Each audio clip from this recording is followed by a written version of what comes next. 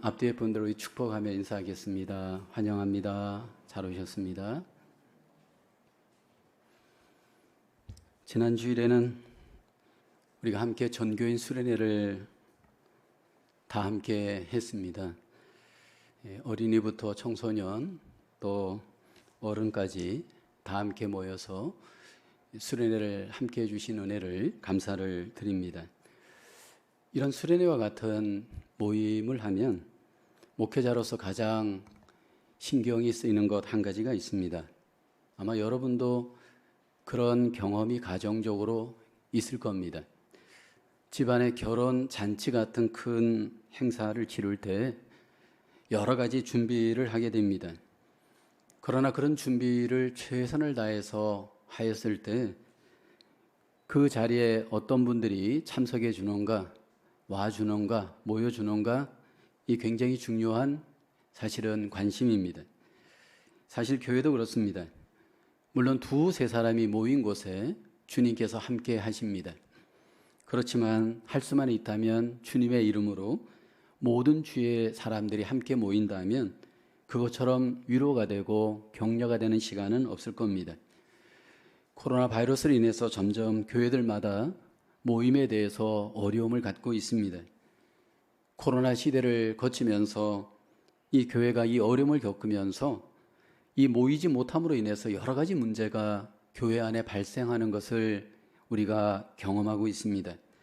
한국의 어떤 교단에서 코로나 바이러스를 겪으면서 교회가 직면한 가장 어려움이 무언가 설문지를 조사한 적이 있습니다. 첫째는 성도 간의 교제, 성도 간의 공동체성이 점점 악화되어져 가고 있다. 두 번째는 모이는 예배가 점점 숫자가 감소되고 있다. 셋째는 교회가 점점 신뢰도가 떨어지고 있다. 네 번째는 전도가 안 되고 교회 새 신자들의 유입이 악화되고 있다. 다섯 번째는 대면 교육과 훈련이 점점 악화되어져 가고 있다. 여섯 번째는 헌금이 점점 감소되고 있다. 이렇게 통계가 나온 곳 있습니다. 사실 모이지 못함으로 인해서 관계가 점점 멀어지고 그로 인해서 공동체성이 점점 악화되어져 가고 있는 것을 부인할 수 없습니다.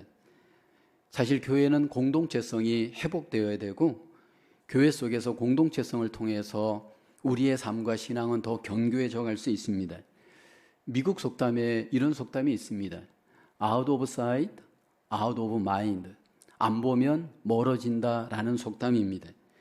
사실 보면서 가까워질 수 있고 보면서 우리는 서로 관계가 좋아질 수 있습니다. 주님께서 역사하시는 곳을 보면 모임을 통해서 주님이 일하시고 성령님이 역사하실 때 보면 모임을 통해서 성령님이 역사하십니다. 우리가 잘 기억하는 초대 예루살렘 교회를 보면 함께 모여 기도하다가 성령의 충만함을 받습니다. 함께 모여서 가정에서 예배하고 교제하면서 교회가 공동체적으로 건강해졌던 것을 우리는 성경을 통해서 잘 알 수 있습니다. 그래서 고난이 와도 모였고 박해가 와도 모였고 힘들어도 모였습니다. 우리나라 교회도 이 부흥이 되던 시기를 보게 되면 잘 모였습니다. 새벽에도 모였고 주일에도 모였고 또 주중에 수요 예배에도 모였고 금요일에도 모였고 또 구역 모임으로도 모였습니다.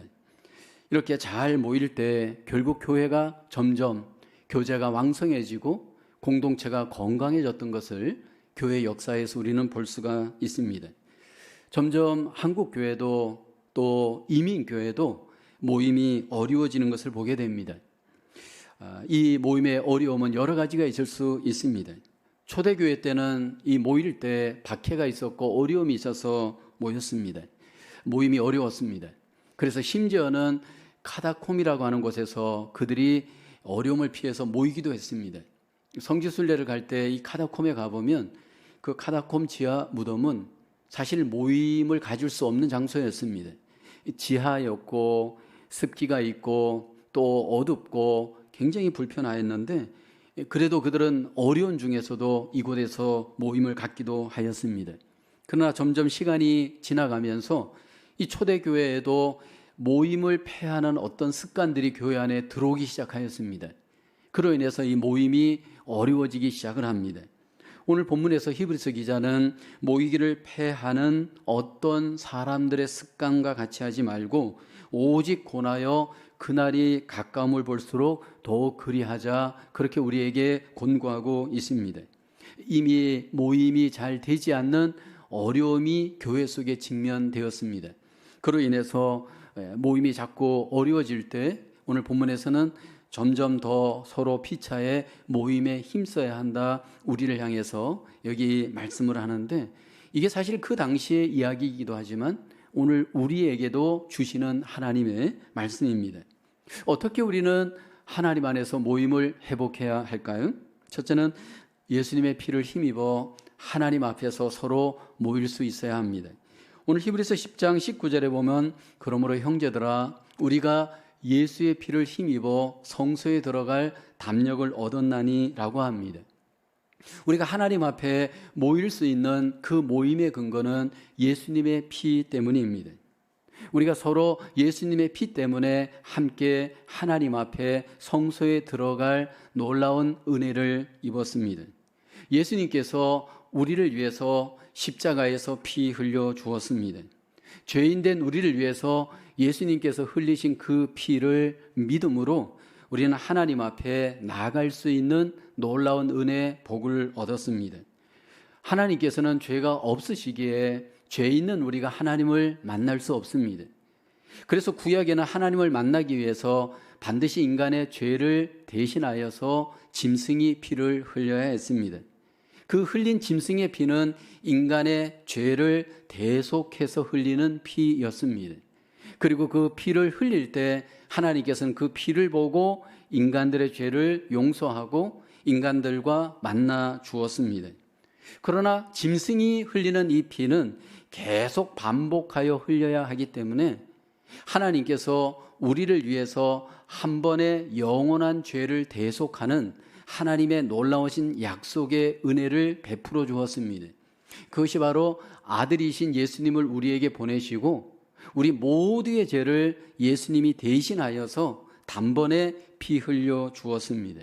그리고 그 피를 믿는 자마다 하나님께서는 죄 없다 하시고 그 사람을 만나서 하나님께 영광 돌리는 귀한 복을 우리에게 주십니다. 예수님의 피를 믿고 하나님 앞에 나오는 그 모임 가운데 하나님은 임재하십니다. 예수님의 피를 믿고 나와 모이는 그곳에 하나님이 영광을 받으십니다. 예수님의 피는 어떤 효력이 있습니까? 구약의 짐승의 피는 우리의 죄를 덮는 효과가 있습니다. 구약에 흘리는 짐승의 피는 우리의 죄를 하나님 앞에 없는 것처럼 덮어주는 은혜가 있습니다.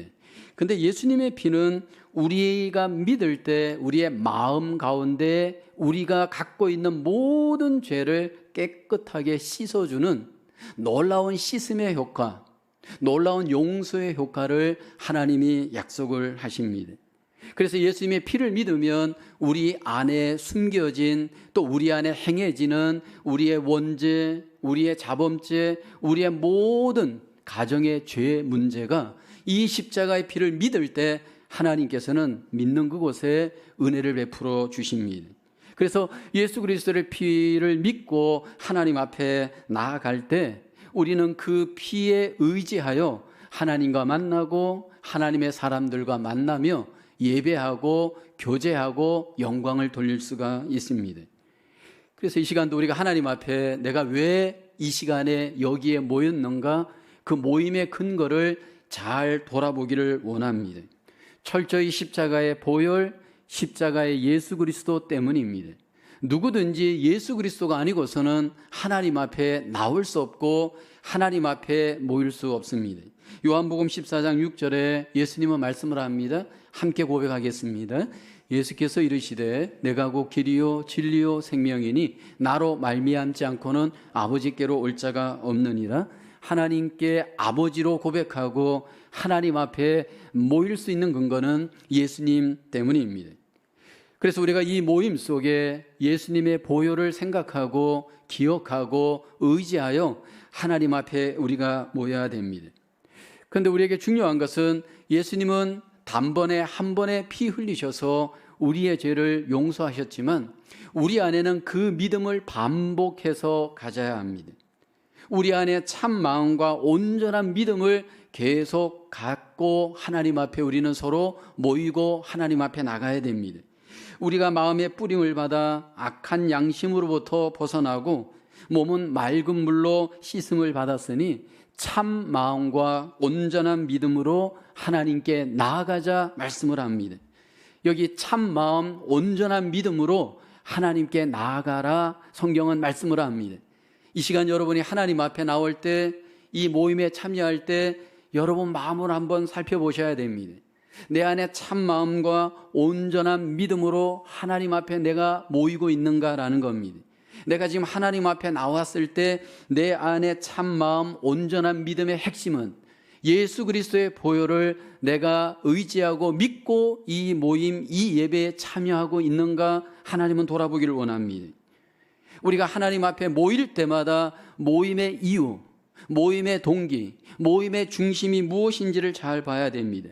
내 필요가 아니고 내 동기가 아니고 하나님의 동기, 하나님의 이유, 하나님이 원하시는 뜻이 우리 안에 있기를 하나님은 원하십니다. 예수 그리스도가 중심이 된 모임, 예수 그리스도의 피가 우리 속에 믿어지는 가운데 하나님 앞에 나아갈 때마다 하나님께서 그 모임 속에 영광을 받으시고 그 모임 속에 은혜로 임재하십니다. 많은 경우에 교회 모임이 사람을 중심으로 모이려고 합니다. 교회가 만약 사람 중심의 모임이 된다면 교회 말고도 얼마든지 세상에는 모임이 많이 있습니다. 사람 중심으로 우리가 만약 모임을 갖게 되면 사람 때문에 상처받게 됩니다.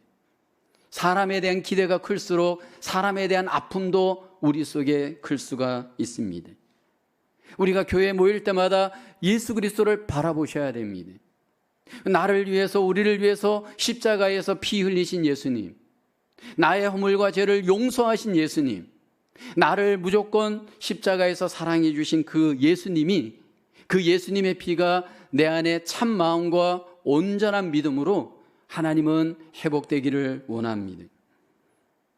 그리고 끊임없이 현실은 힘들고 어렵고 문제가 있어도 바라보고 또 바라봐야 될 분은 사람이 아니고 남편도 아니고 목회자도 아니고 오직 예수 그리스도를 바라보셔야 됩니다. 23절에 말씀을 합니다. 또 약속하신 이는 미쁘시니 우리가 믿는 도리의 소망을 움직이지 말고 굳게 잡고라고 합니다. 여기 우리가 봐야 될 것은 굳게 잡는 겁니다. 왜 우리의 마음이 자꾸 흔들리나요? 왜 우리의 감정이 자꾸 변할까요? 왜 우리의 생각은 자꾸 왔다 갔다 하는 걸까요? 믿음 생활할 때 우리는 자꾸 왔다 갔다 합니다. 예배에 갈까 말까, 교회에 갈까 말까, 아니면 이 모임에 참여할까 말까, 우리는 끊임없이 현실 때문에 흔들립니다. 그러나 주님은 우리에게 원합니다. 흔들리지 말고 곧게 십자가의 피를 흘리신 예수님을 바라보기를 원합니다. 그리고 그 예수님이 중심이 된 만남이 되고 모임이 되고 교제가 되기를 원합니다. 교회에서는 우리가 서로 만날 때 남자를 형제라, 여자를 자매라 부르기도 하고 또는 교회 속에서 준 직분을 부르기도 합니다. 목사님, 장로님, 집사님, 권사님이라고 부릅니다.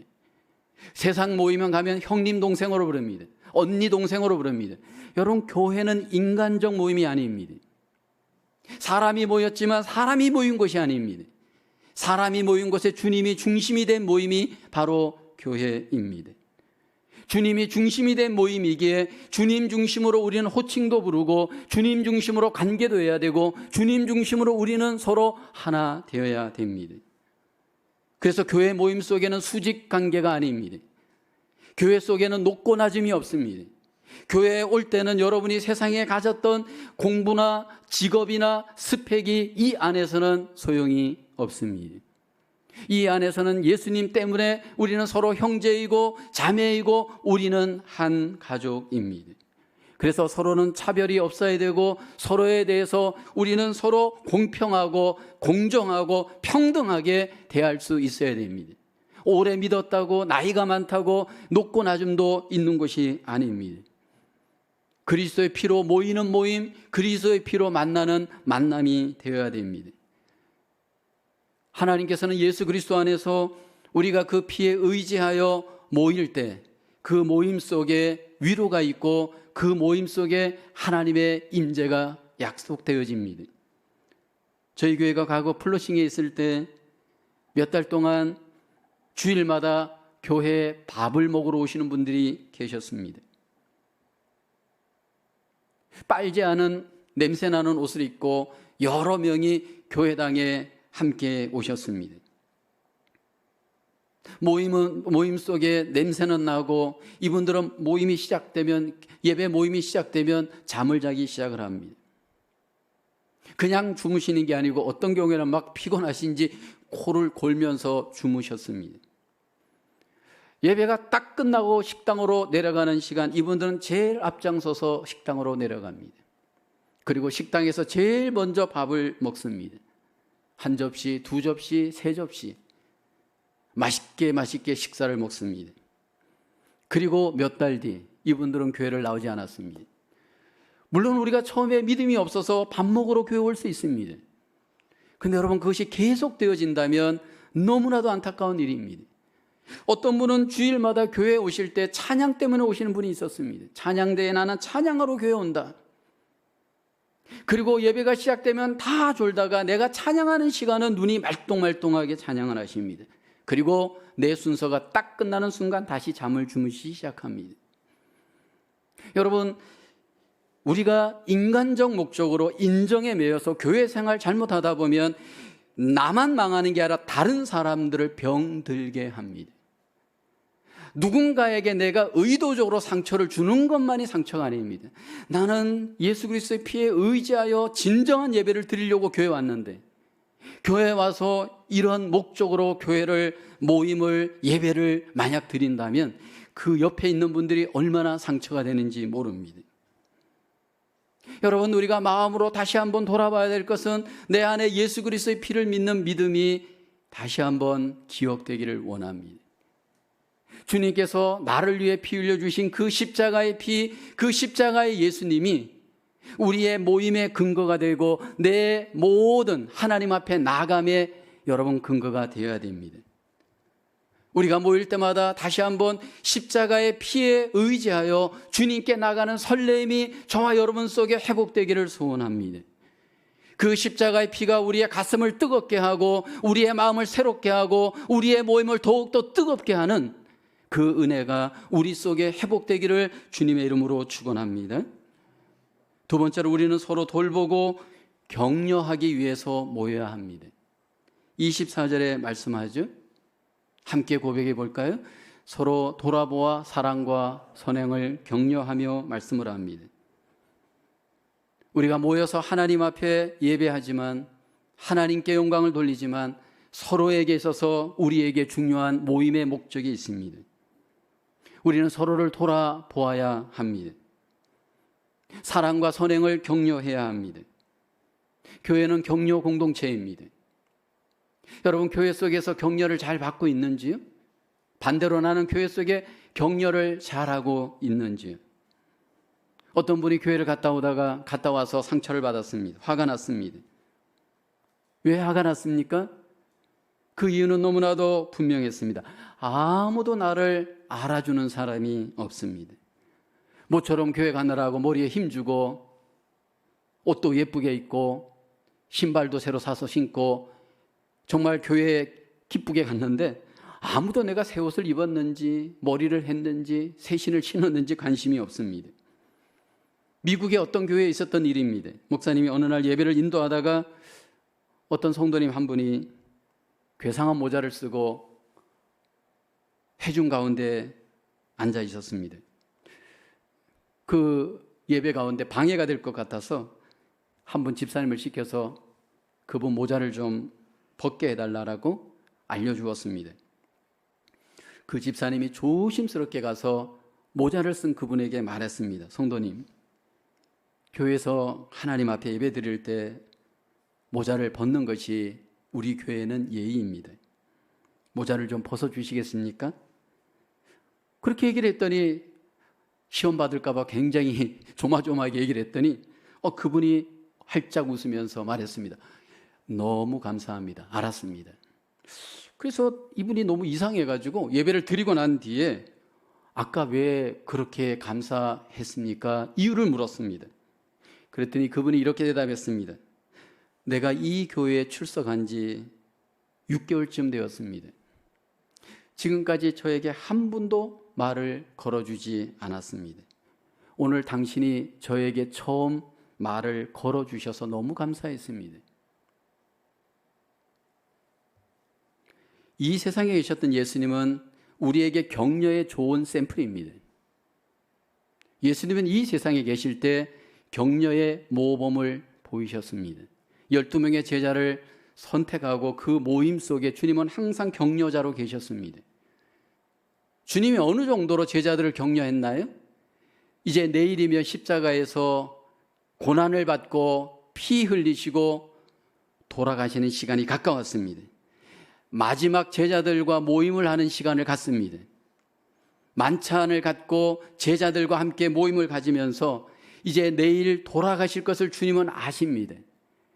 그때 주님께서 제자들에게 이렇게 말하지 않았습니다. 얘들아, 내가 내일 죽는단다. 너희들 좀 나를 위로해 줄래? 나를 좀 격려해 줄래? 그렇게 말씀하지 않았습니다. 야, 나를 좀 격려해 줘. 주님 그렇게 그들에게 채근하지 않았습니다. 주님께서 마지막까지 제자들을 격려하는 자로 남았습니다. 얘들아, 물을 좀 떠오너라. 그리고 제자들의 발을 씻어주고 제자들을 격려했습니다. 그리고 주님께서 제자들에게 말합니다. 얘들아, 너희도 서로 사랑하라. 너희도 서로 격려하는 자가 되라. 제자들이 서로 격려하는 관계가 되기를 주님께서는 말씀하였습니다. 여러분, 우리가 모일 때마다 주님께서 우리에게 원하시는 뜻은 격려자로 모이기를 원합니다. 무엇을 격려해야 할까요? 사랑과 선행을 격려하라 본문은 말씀을 합니다. 우리가 모일 때 인간적인 것을 격려하는 것이 아닙니다.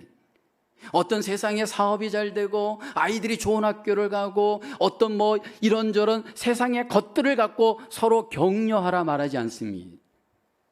예수 그리스도의 피로 모인 그 모임 안에서 우리가 격려해야 될 것은 너희가 사랑을 격려하고 선행을 격려하면서 하나님 안에서 서로 하나 되어야 할 것을 말씀을 합니다. 그 격려를 주고받을 때 우리 속에는 사랑의 엔돌핀, 사랑의 에너지가 더 넘칠 수 있기 때문입니다. 대한민국 스포츠 역사에서 잊을 수 없는 사건이 있습니다. 2002년 월드컵 사건입니다.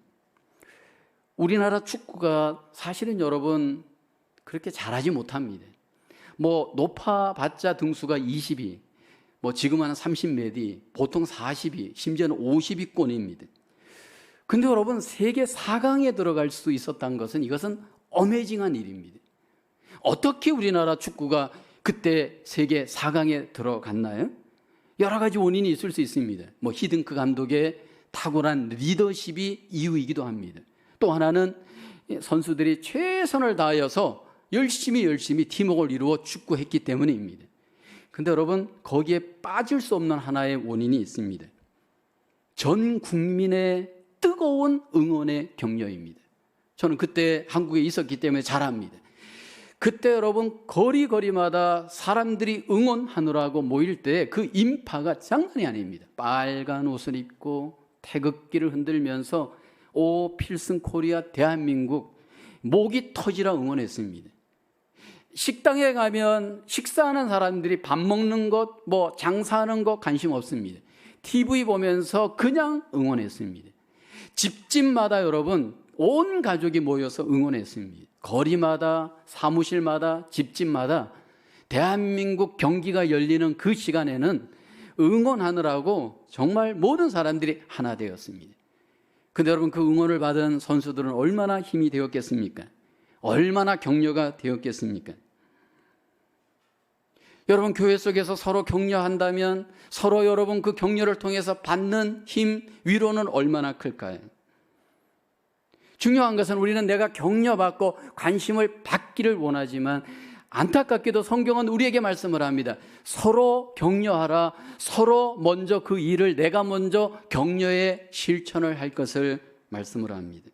어떻게 해요? 어떻게 하면 우리가 서로 격려할 수 있을까요? 내가 먼저 상대방에 대한 관심을 먼저 가져야 합니다. 상대방이 나에게 관심을 갖기를 우리는 기다리지만 우리에게 성경은 먼저 상대방에게 관심을 가지라 말합니다. 내가 먼저 상대방에게 다가가야 되고 내가 먼저 상대방에게 관심을 갖고 대화할 수 있어야 됩니다. 복음성가 중에 과거에 많이 불렀던 그 찬양 중에 이런 가사가 있습니다. 오늘 나는 이라는 찬양인데 그 가사가 이것입니다. 내가 먼저 손 내밀지 못하고 내가 먼저 용서하지 못하고 내가 먼저 웃음 주지 못하고 이렇게 머뭇거리고 있네. 그가 먼저 손 내밀길 원했고 그가 먼저 용서하길 원했고 그가 먼저 웃음 주길 원했네. 그리고 그 끝에 가사는 이렇게 마무리됩니다. 오 간교한 나의 입술이요, 오 교만한 나의 마음이요, 오 추악한 나의 욕심이요, 오 서글픈 나의 자존심이요. 전도하다 보면 교회를 스탑하신 분들이 많습니다. 교회 안 나가 가난한 교인이라고 합니다. 그 가난한 교인들하고 얘기를 하다 보면 왜 스탑하셨습니까? 왜 모임에 나가지 않습니까? 이유를 이야기하다 보면 전부 상처 때문입니다. 어떤 상처 때문일까요? 대부분 말로 인한 상처 때문입니다. 말로 인해서 모임에 갔다가 상처받고 이제 더 이상 교회 모임에 가지 않겠다라는 겁니다. 지난 주일 우리가 수련회 하면서 제가 맡았던 세미나는 관계 세미나였습니다. 그 관계 세미나의 주제는 대화를 통한 인간관계 기술이었습니다. 대화를 통해서 관계가 맺어지기도 하고 대화를 통해서 관계가 깨어지기도 합니다. 근데 여러분, 그 관계 속에 우리의 말이 얼마나 중요한지 모릅니다. 다르고 다르다 제가 말을 했습니다. 점 하나 차이에 어와 아 사이에 너무나도 다른 느낌이 우리에게 오게 됩니다. 어떤 자세로 말을 하였는가? 어떤 내용의 말을 했는가? 이것이 우리 속의 관계를 이어주기도 하고 관계를 깨기도 합니다. 그 세미나 중에 제가 대화는 두 종류의 대화가 있다 나누었습니다. 어떤 사람들은 주로 사실지향적 대화를 합니다. 사실지향적 대화를 하는 분들은 항상 팩트에 근거하여서 사건과 사실을 중심으로 일 중심의 대화를 합니다. 교회에 와서 이야기를 하더라도 전부 어떤 팩트에 대해서, 사실에 대해서, 사역에 대해서 이야기를 많이 합니다. 그런데 여러분, 이것은 우리의 관계를 이어주는 대화는 될 수 없습니다. 그래서 그것이 우리에게 무슨 중요함이 있는가 서로 보는 각도가 다르기 때문입니다. 두 번째는 관계지향적인 대화를 하시는 분들이 있습니다. 이 관계지향적인 대화를 하시는 분들의 특징은 내 마음을 내보이는 대화를 하는 겁니다. 내 마음의 생각을 나누는 대화를 하는 겁니다. 많은 경우에 우리는 사실이 진실이라고 생각하고 사실을 밝혀내고 사실을 증명하고 사실을 말할 때 나는 진실을 말한다고 생각을 합니다. 사실을 말하는 것이 진실이 아니고 사실 가운데 하나님이 주신 마음을 갖고 사랑의 대화, 덕이 있는 대화, 은혜의 대화를 하는 것을 하나님은 우리에게 원하십니다. 사실지향적인 대화를 하는 분들은 자꾸 문제를 만들어 갑니다. 그러다 보니까 관계가 이어지지 못합니다. 교회에서 서로 모일 때 사실보다 더 중요한 것은 우리의 마음을 서로 나누는 겁니다. 우리의 생각을 서로 주 안에서 함께 나누는 겁니다. 그러면서 격려하고 칭찬할 수 있어야 합니다. 여러분, 칭찬을 잘하고 있는지요? 지난 주일 세미나 시간 마지막에 서로 옆 사람과 짝을 지어서 5가지 옆 사람 칭찬하기를 같이 적용해 보았습니다. 칭찬하는 사람도 땀을 뻘뻘 흘리고 칭찬을 받는 사람도 뭔가 이게 불편해했습니다. 그만큼 우리가 칭찬하는 것이 익숙하지 않습니다. 또 칭찬을 하는데 칭찬이 오히려 이게 상처가 되는 칭찬이 되어지는 경우가 있습니다. 칭찬하는 법도 우리가 사실은 배우질 않았기 때문에 어떻게 무엇을 칭찬해야 될지 우리가 익숙하지 않습니다. 여러분, 중요한 것은 칭찬을 할 때 마음을 담아서 진심으로 우리가 칭찬을 해야 합니다. 요즘 SNS를 하고 요즘 여러분 셀폰을 보면 막 형식적으로 말을 하는 경우가 너무 많습니다. 근데 우리의 마음을 다해서 진실하게 우리는 서로 칭찬할 수 있어야 됩니다. 칭찬할 때 우리에게 중요한 것은 결과를 칭찬하기보다 과정을 칭찬할 수 있어야 합니다. 목사님, 오늘 설교 좋았습니다. 이렇게 칭찬하는 것보다도 목사님, 설교를 준비하시느라 참 힘들으셨죠? 이게 더 칭찬이 되어집니다. 저의 경우에는. 왜냐하면 결과에 대해서 본인은 은혜 받았지만 오늘 제가 설교를 죽을 썼거든요.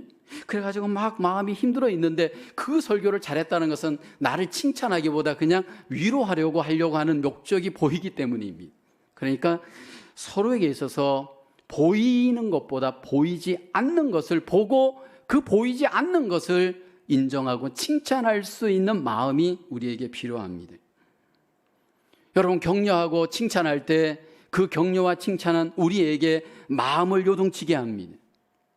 우리의 믿음을 새롭게 합니다. 마음과 믿음이 새로워질 때 우리의 믿음 생활, 우리의 관계는 더 깊은 관계, 더 온전한 관계가 될 수 있는 줄로 믿습니다. 다시 한번 마음을 열고 입을 열고 우리의 모든 삶이 서로 격려하고 서로 칭찬하며 하나님 안에서 하나 되어지는 관계로 승리할 수 있기를 주님의 이름으로 축원합니다. 세 번째로 우리는 서로 모이기 위하여 더욱 규칙적인 습관을 만들어야 합니다. 25절에 말씀하죠. 함께 고백해 볼까요? 시작. 모이기를 패하는 어떤 사람들의 습관과 같이 하지 말고 오직 권하여 그날이 가까움을 볼수록 더욱 그리하자. 이미 1세기의 교회가 모임을 패하는 어떤 사람들이 있었습니다.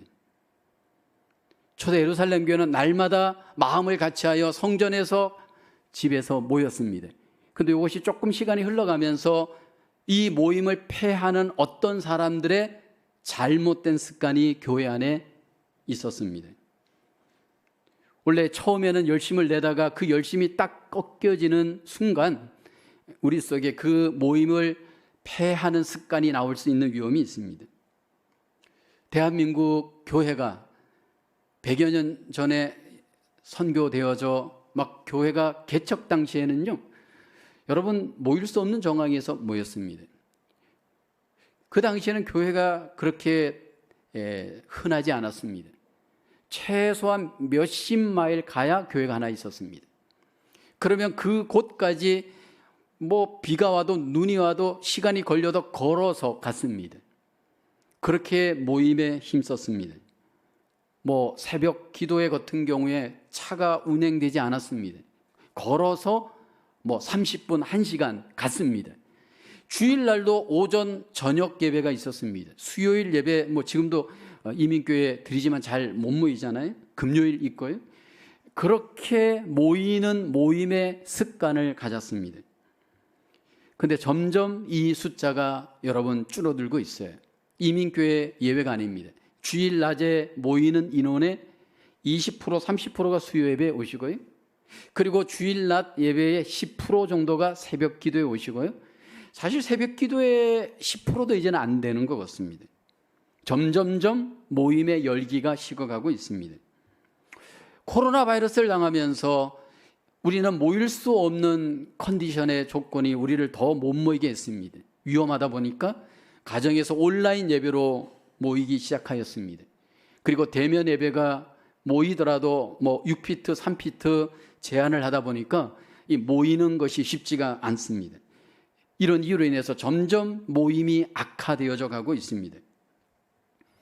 그런데 하나님이 원하는 것은 우리가 대면에서 서로 얼굴을 보고 마음을 서로 모아서 모이는 걸 원합니다.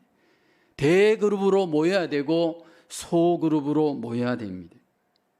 그러나 우리의 이 모임을 방해하는 원인, 이유는 우리 안에 너무나도 많아지고 더 견고해져 가고 있습니다. 우리의 이 모임을 못 갖게 하는 악한 습관, 우리의 생각의 습관이 몇 가지 있습니다. 하나는 무교회주의 생각입니다. 점점 현대인들은 무교회주의 생각을 하게 됩니다. 교회의 문제를 보고 교회가 이제는 더 이상 공교회, 조직교회가 필요 없다라고 생각하는 무교회주의자들이 많아지고 있습니다. 그러다 보니까 교회로서 공적으로 모이는 모임, 공적인 어떤 교회 조직과 제도를 부정하고 싶은 그런 무교회주의자들이 많습니다. 이미 교회 안에 계셔도 탈교회주의에 빠져 있는 분들이 많습니다.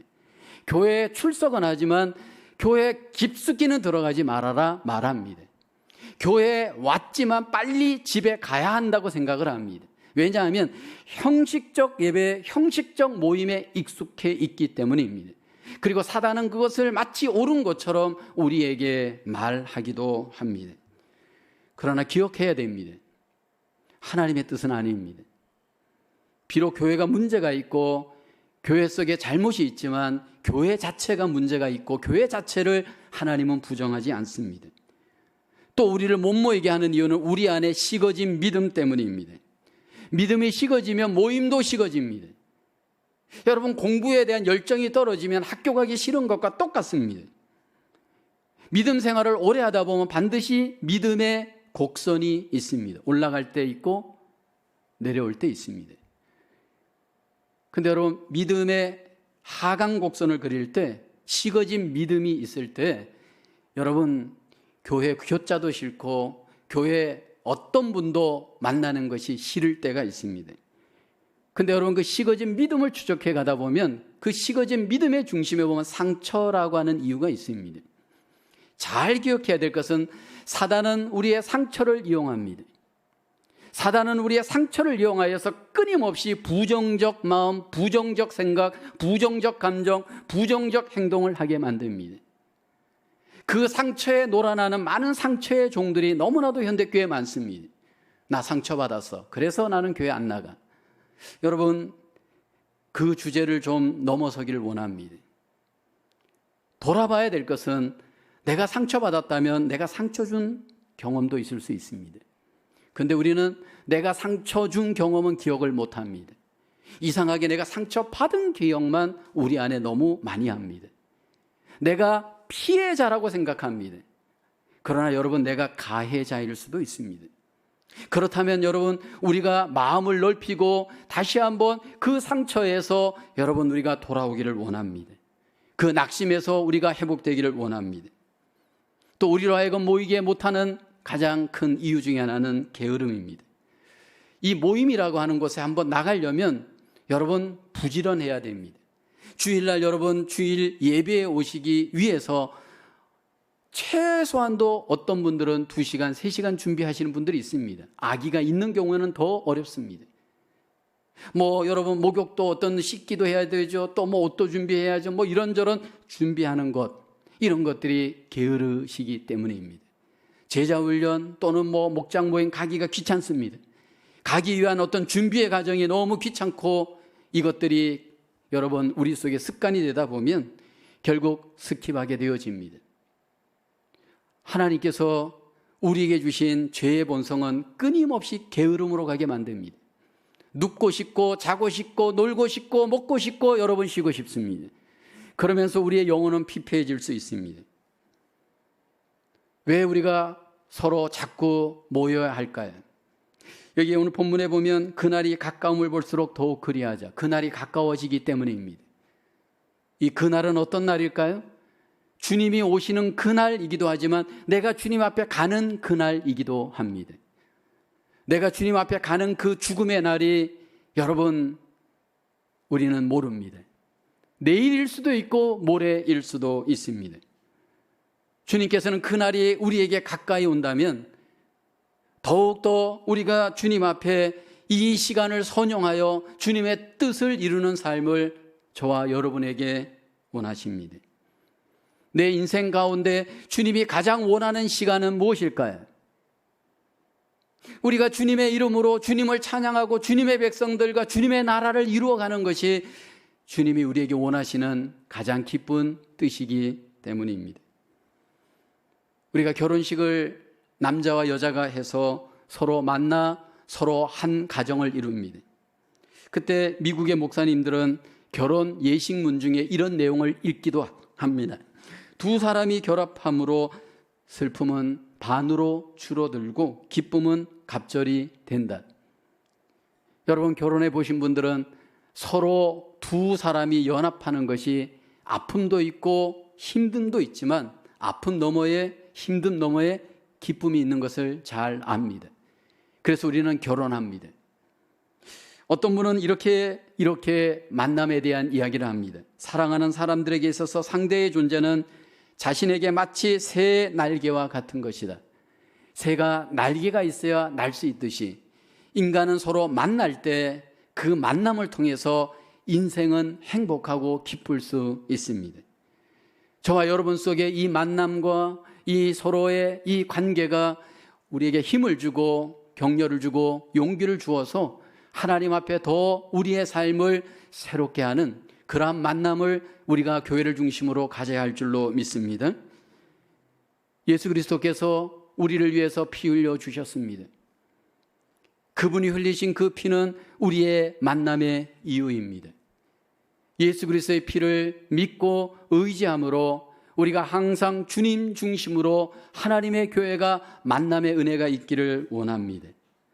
그리고 그 형제들 서로 만나서 우리가 위로하고 격려하면서 만남을 통해서 새 힘을 얻는 격려의 공동체로 하나님 앞에 우리가 만나갈 수 있기를 주님의 이름으로 축원합니다. 우리 속에 있는 모든 나쁜 습관을 몰아내고 영적으로 더욱더 아름답게 만나는 이 만남을 규칙적으로 내 안에서 힘쓰면서 이 만남을 만들어가야 할 줄로 믿습니다. 우리 교회가 주님이 기뻐하시는 만남, 기뻐하시는 관계로 서로의 관계가 더욱더 아름답게 회복되어질 수 있기를 주님의 이름으로 축원합니다. 기도합니다. 하나님, 우리에게 귀한 십자가의 은혜로 주 안에서 한 교회 되어지게 하시고 하나님 앞에 예배하며 서로 교제하게 하심을 감사합니다. 날마다 하나님 주님의 피를 의지하여 서로 격려하고 서로 하나님 앞에 사랑하며 우리가 만날 수 있게 도와주시옵소서. 우리 속에 더욱더 이 만남과 나눔의 관계가 더욱 힘쓸 수 있는 아름다운 나눔과 만남이 되게 도와주시옵소서. 하나님의 교회 가운데 더욱더 은혜가 넘치게 하시고 만남 속에 더욱더 위로가 넘치게 하나님 우리를 성령으로 인도하여 주시옵소서. 모든 영광을 주께 올리오며 예수님의 이름으로 기도하옵나이다. 아멘.